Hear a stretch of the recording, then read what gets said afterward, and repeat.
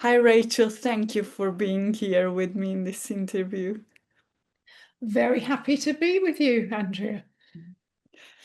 Rachel, it would be great if you could give us a little bit of understanding of your background as a coach and what brought you to coaching in the first place. Okay, I feel I've got to go far back now. Um, I've always been interested in personal development, and even as a teenager, I remember, friend's parent wanting to talk to me and opening up, and sort of Wow. there was something obviously in me that she felt that, yeah, she could talk in that way. I studied psychology, education, sociology at uni. So always sort of had that interest in people and the dynamics of things and how we learn. And I went into sales though, but again, that is very much people based. And I was leading and developing sales teams. And it's there when I was working at BBC Close Show Live, which is annual event, which I think is still going, a fashion and beauty event. I got introduced to management training. I got put on that by invitation, which was good, and got introduced to a coaching as a way of leading and managing people. I also got introduced to neuro linguistic programming, NLP, as well. My trainer said I was good at it. She told the MD, the managing director, and it sowed the seed. And I left the company to then start my own business. And strangely enough, when I went back to my university to present some leadership awards to them, I found something that I'd written when I was aged 21, which was that I wanted my own business. I wanted to be helping people. And at the time, I'd written giving advice, which obviously isn't coaching. But look, and I've still got it. All the hallmark marks are there of what I now do. Wow. So yeah, I sort of, and I'll always sort of help your career. Everything that you've done up until now, it does sort of pave the way. So yeah, that is how I got into coaching. It was, I guess, something that was probably always going to happen. Oh, this is such a clear career path into coaching or natural, right? Inclination towards it from since you were very young. And Rachel, how did supervision come into your picture? Great question. Well, I've now been coaching. I've had my own business over 21 years. And it was 7 years ago, or no, it was 8 years ago then. I'd heard about supervision. And I think before that, and I kind of thought, yes, that could be something I'm interested in. But I was a little put off by the name, and maybe I'll get into that later.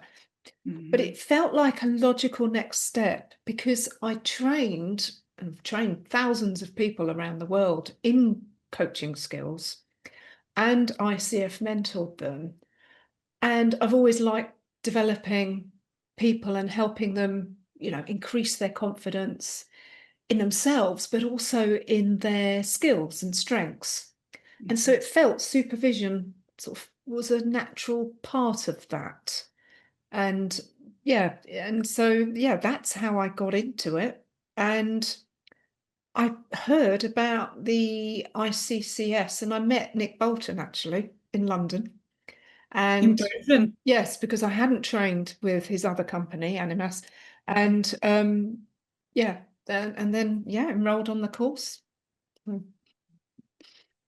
And Rachel, you mentioned about the name supervision, I guess, which I'm really curious your thoughts about it and your beliefs right at the beginning, because we do have um, either coaches who are interested in supervision or they say their clients have a certain understanding of supervision that doesn't attract them necessarily to it or not fully understanding what supervision is. So it would be really helpful to explore your journey with, the name and. connotations. Yeah, and I think certainly, and in the UK, the word supervisor means somebody overseeing somebody else's work and who could potentially sort of reprimand somebody and sort of is managing them. And so the term, I think, in the sort of industry, if you like, other corporate workplaces, and so that's how I sort of see, and it doesn't sit well with me that a supervisor in coaching, even though from an ethical point of view, my supervisees sort of say to me, I'm a backstop for them. I've got their back. If they've got ethical dilemmas, which they do bring, they know that I'm going to be able to signpost them and help them in what to do with it, as it were. But I don't like this sort of status thing so much, that a supervisor is seen as sort of this elevated coach, if you like. Yes, it's likely that, like me, the coaching supervisors will have a lot of experience, but yeah, it's I'm probably not making myself clear, but there's just something about the term, and I know that some people say the word in capitals, super, and then vision, but as I've put in my book, which I'm going to do a shameless plug holding up now, The Brighter Thinking Coach, I actually write about coaching supervision in there, and I've said, I want people to come up with another name that I think is unique to coaching, because of course supervision is also borrowed from other speaking interventions like psychotherapy, counselling. And again, I think some coaches, some supervisors can sort of go a bit too much into there. And I think coaching needs to be in its lane and having its own identity. How do you see yourself, your role as a supervisor, Rachel? Ultimately, Andrew, I think it's to help my supervisees, coaches, to learn and grow and develop. Very much though, the end user is not the coach, the supervisee. The beneficiary is their clients.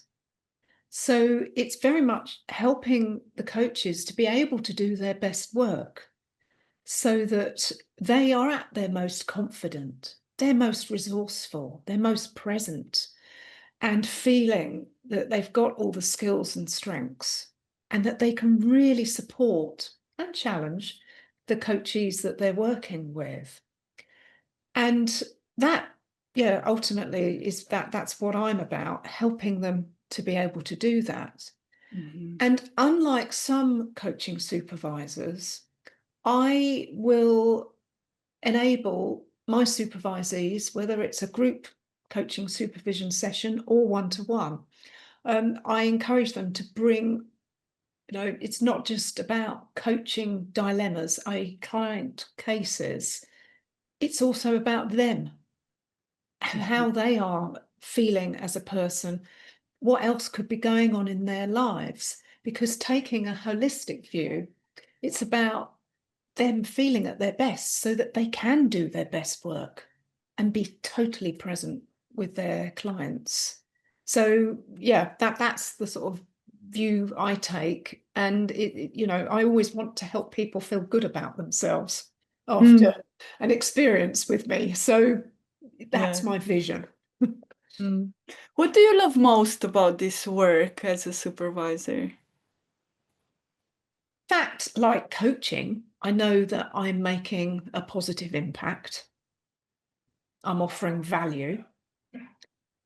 And and I always hate saying this now, because I've been in the profession a long time now, I feel like it's giving back, and I'm sharing my sort of experience as well, and what I've learned.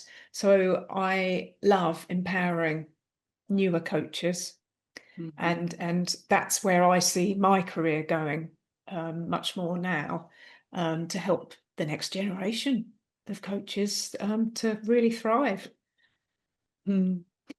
If we go back to when you started training and you were in training as a supervisor, what were some of the maybe defining moments? Could be challenging, could be things that maybe you didn't expect to learn about yourself or about supervision.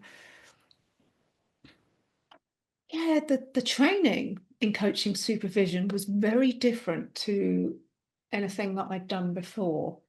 Hmm. And I think it really challenged, also because we were so used to coaching, as in we can't share advice, if you like.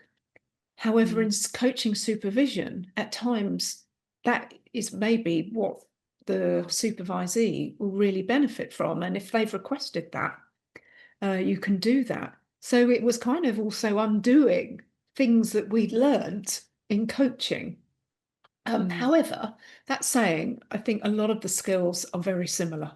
The presence, the listening, intuitive elements too. Yes, you mentioned a few things like giving advice, guiding, where some students in training are still finding challenging to step out of the coaching-like approach, and Mm, um, when the client asks for it to freely, to feel like that's part of their role to mm, share guidance and mhm. um, to direct. Um, Rachel, in terms of the supervisees that you work with, can you give us an idea of who are they, and what kind of challenges do they tend to bring? Hey, well, just like my coaching work with leaders, my supervisees are coaches who are located all around the world, which is one of the reasons that I love what I do, because of learning about different cultures and connecting with people everywhere. And I would say they're all ages as well. More women, I think, and I don't know if that's a trend in more, female coaches are seeking supervision at the moment. Um, just as there were when I started, I had more female clients. I now have more men. So who knows? Um, but the kind of things that they're bringing, and it doesn't matter actually, there could be ICF ACC or even ICF PCC, and I've had MCC as well. But it's often things to do with clients, and obviously I can't break confidentiality, but the sort of general things, um, there's often a theme of not sure what to do with this particular client, how to help them, feeling of not feeling good enough. The coach or supervisee doesn't feel good enough. It could be things about stakeholders getting in the way of the coaching. So more of the systemic part of supervision. And yes, there are things that they bring about what's going on in their lives that could be having an impact, and also in their own coaching business as well. So it is a variety. And yes, I do get supervisees bringing ethical challenges. And interestingly, which I didn't know before, the International Coaching Federation do get a lot of ethical challenges and things being raised. And I perhaps didn't expect this to come up quite so frequent, but they do. So yeah, I like variety. So it's great to, have to have lots of different things to focus on in the sessions. Mm. How would you say that the supervision skills equipped you to hold these spaces, which sometimes are very vulnerable, sometimes complex, like ethical dilemmas can are very often not black and white, no simple answers. Yeah, I think I'm lucky because of my background um, in what I did in my career, and also the fact that I trained people, and I do train people. So facilitation skills, I think, really come into their own also in supervision. But I think if you haven't got all of that, it's about using your coaching skills, the skills in active listening, empathy, intuition, and, as I always like to say, being bold. Because the confronting part of supervision, where you are challenging what you're hearing, or perhaps holding a mirror up to what a coach might be experiencing or doing, if you like, in a nice way, of course. Mhm. So I think the skills that you learn as a coach do equip you. However, I do think, learning how to navigate groups is slightly different. And so it's good that that's focused on in the course and Mhm. getting to practice that as well. And of course, it's like everything, practice. And, I am still a learner, and I haven't got this all sorted. And there was something I was supervising earlier, a group, and then thought, oh yeah, I didn't like the way, I did that, or. And so I think naturally, if you're able to and willing to reflect and learn and just have that, learners or growth mindset, I think coaches will enjoy supervision. Where do you see the future taking you? You did start to give us a glimpse of your future, but in terms of as a supervisor. Um, I think like I said, you've pointed out, I gave a glimpse. I think it is about me giving back. I do offer free supervision sessions every quarter, and to help coaches who've not experienced it. But I've also been on the faculty at ICCS, and I think, yes, training more coaches, but as a supervisor, doing more, and I think wanting to make it accessible. Mhm. As I've said in my book and elsewhere, I think the coaching profession can be very expensive to operate in. And as coaches, we're always having to pay out on all sorts of things, and accreditation, memberships, and training, and all of that. So wanting to keep supervision so that even new coaches who are just starting out, maybe got only a couple of clients, that they can benefit from it. So I think that's where I'd like to make an impact in that way. Mm. Rachel, in terms of you as I wonder, how did supervision shape you as a coach, as a person? I think everything you learn shapes you. Mm. And I think supervision helped me to go back to the beginning again, sort of for my coaching skills. And it added lots of different lenses that perhaps I wasn't thinking about. And it introduced me to different ways of coaching that perhaps I wasn't practicing or didn't know the name of. And I think in our training, a lot of us were saying, oh, I didn't know that was called that, or that, So it's definitely enriched my coaching, and it's helped me a lot to take a step back and reflect and look at what I'm doing in my own coaching. And so to develop my skills further. So I definitely felt I followed my intuition, and it was the right thing to do to go on this adventure, as I like to call it. Mm. And in terms of supporting other coaches to follow their intuition um, to pursue supervision, What are some of your thoughts in terms of readiness for training as a supervisor and maybe some qualities and skills that they might need to have? I think it's important to have a sort of baseline of confidence in your own coaching. And because I'm all about the doing and the practice and actually coaching, as it were, I practice what I preach. I have my own business, as in which supports us. It's all about the doing. So sort of being confident in that, I think, is important.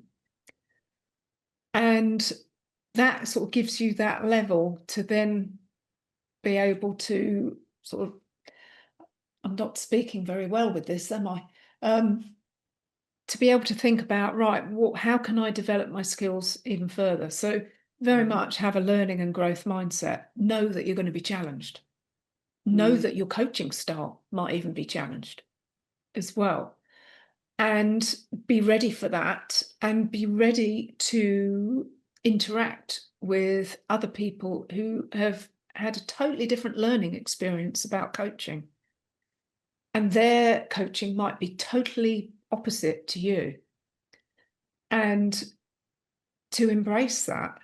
And so, and I think, yeah, in a way, be prepared to go back to the beginning and then build on the skills.